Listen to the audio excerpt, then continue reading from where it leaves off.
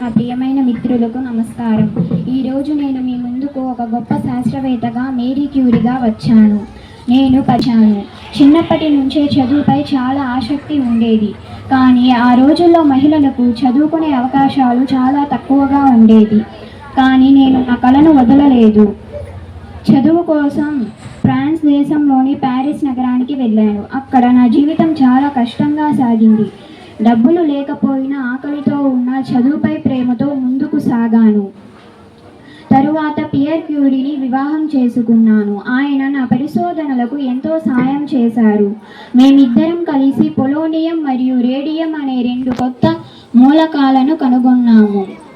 నేను చేసిన పరిశోధనలు రేడియో ధార్మికత అనే అంశాన్ని ప్రపంచానికి పరిచయం చేశాయి. నా పరిశోధనలు క్యాన్సర్ వంటి రోగాలకు ఎంతో ఉపయోగపడ్డాయి. నేను నోబెల్ బహుమతి పొందిన తొలి మహిళని. అంతేకాదు, భౌతిక శాస్త్రం మరియు రసాయన శాస్త్రం 2 విభిన్న రంగాలలో నోబెల్ బహుమతి పొందిన ఏకైక వ్యక్తిని. నా జీవితంలో ఎన్ని కష్టాలు ఉన్నా నేను ఎప్పుడూ వెనకడుగు వేయలేదు. నా జీవితం మీకు చెప్పే సందేశం ఇదే: విద్యే నిజమైన శక్తి.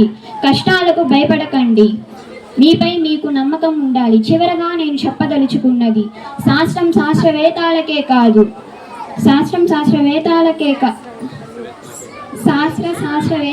కాదు మానవ జాతి అభివృద్ధికే. ధన్యవాదాలు.